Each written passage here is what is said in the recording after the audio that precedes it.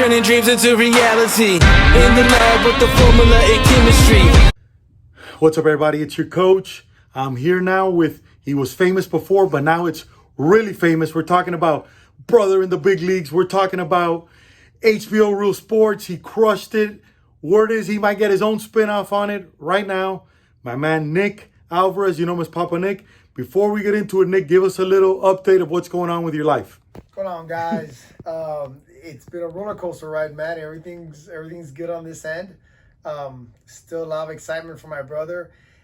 A lot of you don't know this, but the same week he got called up to the big leagues, well, the following week he had a baby boy. So it's been crazy. And right now I'm just playing, supporting cast and helping him out and, giving whatever advice I can. Nick, HBO Sports, talk to us about that. It's crazy, man. Like, again, everything's just so surreal. Being here on the Brian Gumbo show and having them set up the whole production here in the facility, it's cool. There's no other words to describe it. It's just real cool things that are happening. Nick, we saw you doing soft toss there with your brother. You had the long hair going. Do you miss that long hair or what? Man, yeah, I do. I'm not gonna lie. When you saw that, what went through your head when you saw that? Tremenda teja, bro. That's a term us Cubans use when you got the good flow, the big league hair and stuff. But you can't hold on to it forever, man. Nick, with all the response you've gotten with the glove stuff, man, how did that make you feel? All the love you're getting? Talk to us about that. No, you know what? I love it. And again, I'm not a big social media guy. I don't understand how that world works. But when I get approached in the parks by guys, hey, I saw your thing on how to break in a glove, this and that. A, it makes you feel good. B, it feels good to be helping other people and actually put something out there that's useful and helpful, man. Super cool. 2020, bro. Any advice for the people? Hang in there, man. like hang in there. Bad times don't last forever. I just think we all have to stay afloat and just, these times will pass. Just don't drown. Don't drown yourself. Because at the end of the day, I think, you're in control of your destiny in the future. And even though the world's up in chaos right now, stay afloat, keep grinding, things will turn around and you'll be there to, benefit from that when it does. What's up, everybody? It's your coach. Our most popular video by far is we did an outfield glove, but it wasn't this outfield glove. I feel this is the best outfield glove probably ever created. Maybe by one of the best players that's ever gonna do it. We have my boy Nick back here with the special trapeze edition of Mike Trout glove. Nick, go for it, buddy. So, I love this glove. The reason I love this glove, besides it being super simple to break, unlike the catcher's mitt, my favorite player growing up was Ken Griffey Jr. And it was Ken Griffey Jr. that really made this glove popular back in the early 90s. And just to see Rawlings kind of perfect the system and not to see the modern touch with the gold binding and stuff, it's going to be a pleasure for me to break in this glove. Again, this glove will be game ready this afternoon, need be, because it's not a first base glove or a catcher's mitt. But enjoy this process. It's going to be simple, and hopefully you guys will be able to do it at home. Step one, like in every glove, first thing I do is pull off this tag. I'm sorry, whoever, trust me, it's a new glove, but to me, that just doesn't look professional when kids have that hanging out there. So after I take off that tag, I'm gonna submerge it in hot water. If I'm in my house, I turn on the sink, let the sink get hot. Once it's hot, I put the glove this way in the water. Not this way, because I don't want the water going into the finger slots. Just right here, kind of wetting all the surface of the glove until it changes color. It's gonna be hard to tell with this glove since it's already black, but as I'm holding it under the water, I'll be able to feel once it gets, wet enough where I'll be able to manipulate it a little bit. Nick, it's good that you brought that up. We haven't talked about it, of the way you put it, and you don't want it the other way. Absolutely. So the reason I don't want to put it like this is you start getting water inside the fingers in there, and I feel that the glove gets heavier, and that's one of the mistakes I did when I first started breaking in gloves 20 years ago. I would dunk it into a tank of hot water, and yeah, they were coming out heavier. The system that we use now, which is the same system that Asso from Wilson uses, the gloves stay weighing the same. Next glove that we break in, we're gonna bring in the scale and we're gonna weigh it for you out of the box, and we're gonna wait for you after we break it in, and we guarantee you that the weight stays the same. All right, so here we go, we're gonna get it wet. Watch how I'm holding it, fingers upright.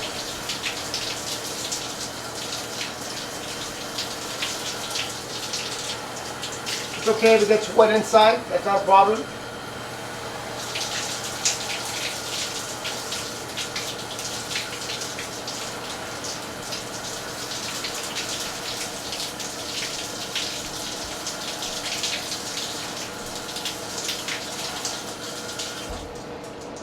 It's good.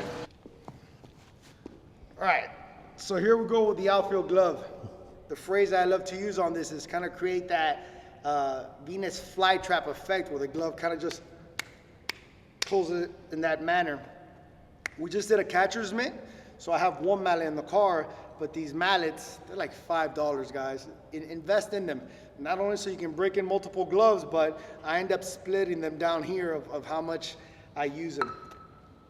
Like every glove, you know, I look at it, stick my hand in it, how I want it. Outfield glove, I think it's really crucial and important that you load your fingers to the left side. So you're gonna want at least 2 fingers in your pinky slot and then have the other finger on this spot right here.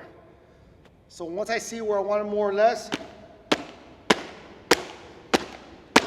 hit it on my thigh. I'm gonna kind of squeeze it right here. This glove should be thumb to pinky. This glove should close thumb to pinky. Some infield gloves will close thumb to second or third finger, you know, depending on preference. I don't think there's any need for an outfielder to break in a glove like that. So I'm gonna make sure that I'm able to get that thumb to pinky feel. If I do it correctly, I'm gonna have a backboard on the glove. And on the trapeze, a properly broken in trapeze, your Rawlings logo should be your backboard.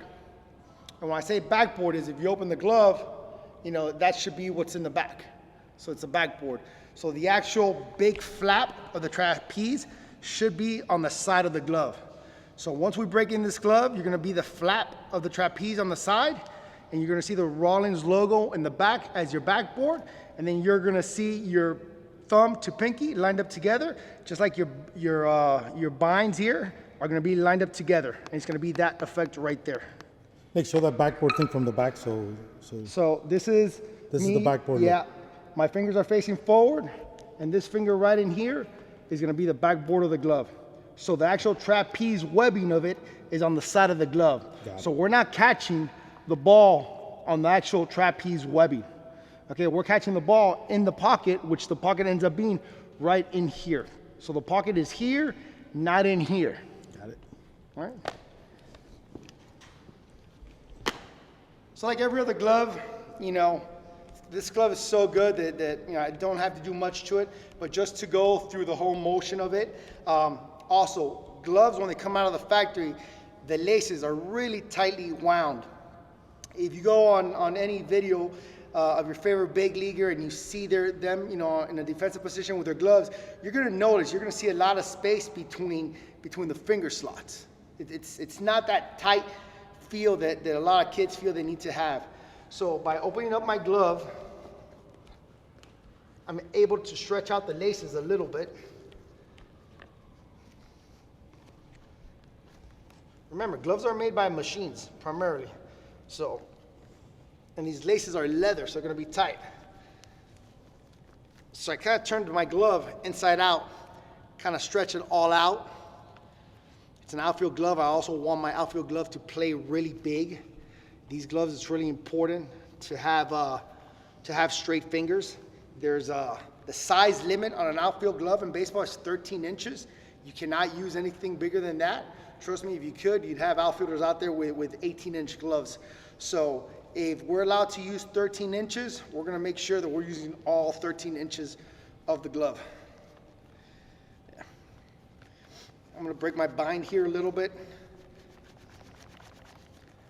which is basically I'm just rubbing. Think about it as just trying to rub, start a fire with the top bind and the lower bind.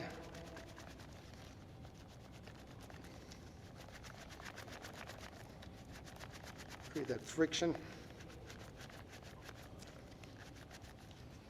Once I did that, pop it back to normal. Same thing. I'm gonna grind these in here.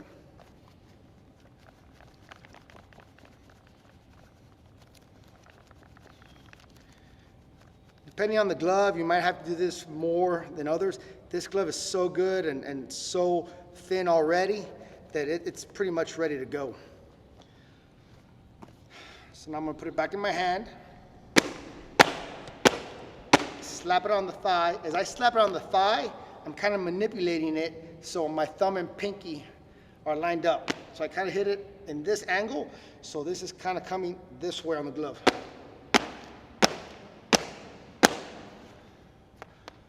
So that's pretty good already.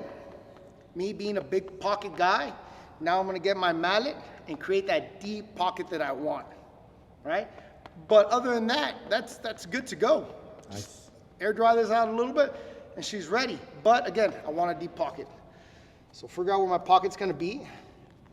Rawlings is my backdrop, my backboard. Right there, it's beautiful. I want a deep pocket in there. Let's beat it.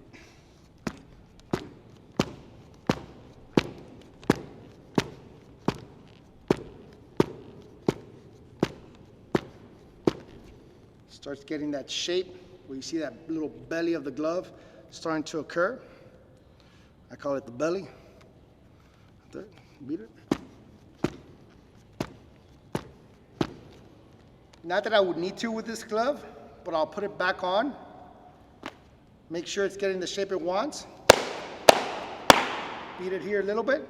If you have a one-handed bat or a T-ball bat with you,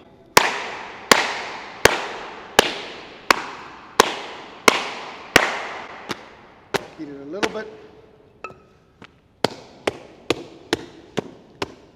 I'm basically beating it down to kind of tighten up this little frame in here, right? I can also get my weight, my 5-pound dumbbell.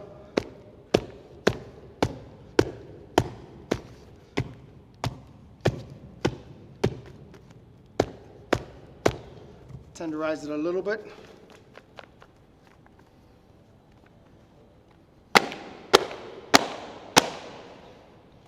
And then go back to my pocket. Again, my pocket's gonna be Rawlings backboard.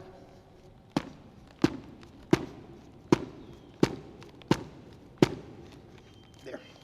Now my next and final step is to pinch it in the windshield with that shape right there and that little belly right there and let it dry in that shape, so once the glove's dry, it holds on to that shape. So let's go pinch it on the windshield. Yeah, ready when you are. All right, right before I stick it in the windshield, I'm gonna put my mallet back where I want it, and I'm gonna beat it into the concrete floor. That pressure really creates the belly I want, so just give me 1 second there.